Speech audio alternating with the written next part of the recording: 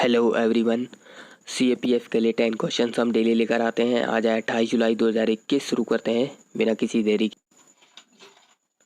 Which of the following is not a DPSP?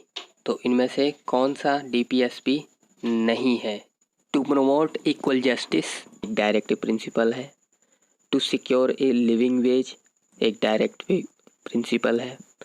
To defend the country, नहीं ये नहीं है, ये फंडामेंटल ड्यूटी है। To separate the judiciary from the executive, ये भी एक डायरेक्टिव प्रिंसिपल है। आर्टिकल 51A(d) में दिया हुआ है, it shall be the duty of every citizen of India to defend the country and render national service when called upon to do so. It is one of the fundamental duty as per the constitution. Which country's passport is declared the most powerful as per the Henley Passport Index 2021? Henley Passport Index 2021 में किस country का passport सबसे ज़्यादा powerful बताया गया है? तो सबसे पावरफुल पासपोर्ट है जापान का। As per the 2021 report of Henley Passport Index, Japanese passport has retained the rank of top most powerful passport in the world. Syria का पासपोर्ट सबसे वर्स्ट पासपोर्ट बताया है और इंडिया रैंक्स करता है 85 पर। Which constitutional amendment added 11th schedule to the constitution? 11th schedule किस amendment के थ्रू ऐड किया गया था? फर्स्ट अमेंडमेंट में 9th शेड्यूल ऐड किया गया था। ओरिजिनली 8 शेड्यूल थे, तो 9th शेड्यूल में 9th शेड्यूल फर्स्ट अमेंडमेंट के थ्रू ऐड किया गया था। 52nd अमेंडमेंट में 10th शेड्यूल ऐड किया गया था। 73rd, यही यस ये आंसर है। 11th schedule 73rd constitution amendment में ऐड किया गया था और 74th में 12th शेड्यूल ऐड किया गया था। तो यही 4 शेड्यूल अमेंडमेंट के थ्रू ऐड किए गए थे, ये भी हमें पता होने चाहिए। The constitution 73rd amendment act 1992 has added new part 9 consisting of 16 article and 11 schedule to the constitution. तो इसमें पार्ट 9 ऐड किया, 11 शेड्यूल ऐड किया, 16 आर्टिकल। इस शेड्यूल में 29 सब्जेक्ट हैं और 12th शेड्यूल ऐड किया गया था 74th amendment act of 1992। After Reliance industry, which is the second Indian company to reach the market capitalization of rate 12 lakh crore? 12 lakh crore capital किसका हो गया है रिलायंस के बाद? तो ये हुआ है टीसीएस का। The market capitalization of Tata consultancy services has recently touched 12 lakh crore after the company post its strongest growth in the third quarter.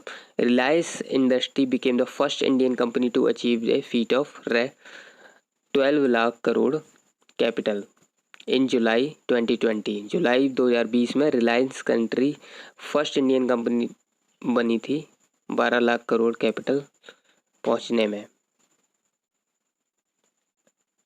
Which of the following is correct about noro virus? Noro virus के बारे में सही बताना है।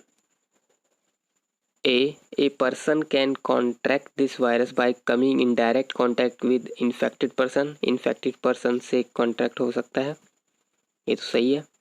Symptoms of norovirus are vomiting, diarrhea, stomach pain and nausea. तो ये दोनों ही सही हैं। The United Kingdom is now reporting an outbreak of norovirus. तो अभी आउटब्रेक कहाँ हुआ है? यूके में हुआ है, जैसा कि हमने करंट अफेयर्स में पढ़ा था। A person can contract this virus by coming in direct contact with infected person. This virus can also be contacted by consuming contaminated water and food and also touching contaminated surfaces with one hands then putting them in the mouth unwashed, तो इस तरह से भी ये फैल सकता है। What is khadi प्राकृतिक? ये खादी प्राकृतिक क्या है? सैनिटाइजर है, ड्रग है, पेंट है, फर्टिलाइजर है? खादी प्राकृतिक एक पेंट है। खादी प्राकृतिक paint is the first of its kind paint product which had been developed by KVIC.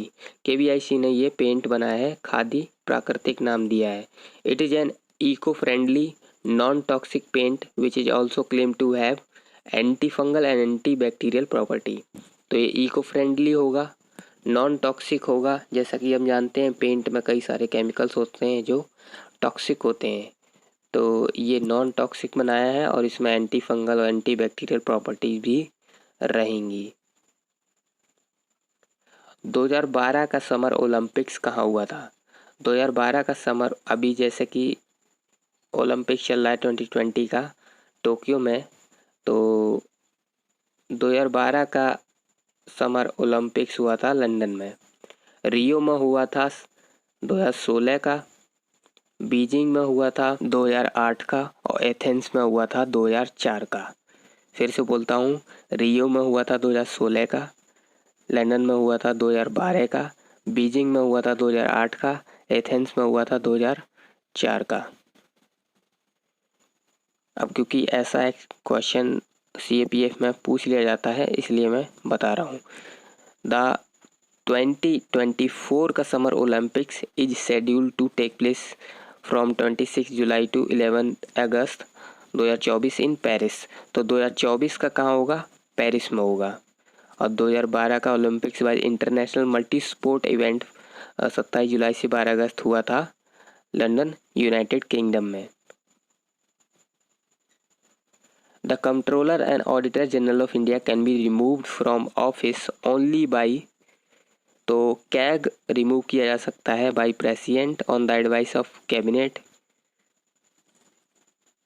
ठीक है, प्रेसिडेंट के द्वारा किया जाता है, लेकिन कैबिनेट एडवाइस करेगा तब नहीं। Chief justice of supreme court नहीं। President of India after an address in both house of parliament, तो ये सही है। जिस तरह से जज को रिमूव किया जाता है उसी तरह से कैग को करेंगे, पार्लियामेंट में ये काम होगा पहले। The CAG can be removed only on an address from both houses of parliament on the ground of proved misbehavior or incapacity. The CAG vacates the office of attaining age of 65 years और 6-year term। तो 65 year में ये अपना seat जो है छोड़ देगा, या फिर 6-year term हो जाए तो छोड़ देगा, जो भी पहले हो जाए। Where is the headquarters of National AIDS Control Organization located? नाको का हेडक्वार्टर कहाँ है? तो ये है दिल्ली में। नाको was established in 1992 as a division of health ministry. Headquarter है इसका न्यू दिल्ली में। It is implemented the adolescence education program in schools with association with NCERT। NCERT के साथ मिलकर ये नाको चला रहा है adolescence education program। It has also established, इसने रेड रिबन क्लब्स लगाए to create awareness among the college youth. Last question, which Indian state recently announce that it will initiate valuation of its natural resources in the form of gross environment product? Gross environment product के बारे में हमने current में पढ़ा था, ठीक है, तो करंट अफेयर्स भी आप सुनते रहें हमारा। तो ग्रॉस इन्वायरमेंट प्रोडक्ट का कॉन्सेप्ट अनाउंस कर दिया है उत्तराखंड ने। Uttarakhand state is going to become the first state of the country to measure gross environment product for quantifying ecological growth measurement. तो इसमें इन्वायरमेंट के सभी सर्विसेज को क्वांटिफाई किया जाएगा, इनका वैल्यूएशन किया जाएगा, सबकी वैल्यू निकाली जाएगी, मॉनेटरी वैल्यू निकाली जाएगी, तो लोगों को पता चलेगा कि हाँ वो कितना नुकसान कर रहे हैं। A 5-member committee in this regard has already been formed, which is headed by Principal Secretary of Forest Uttarakhand. हमें सपोर्ट करने के लिए आप सब्सक्राइब ज़रूर करें। That is all for today. Thank you.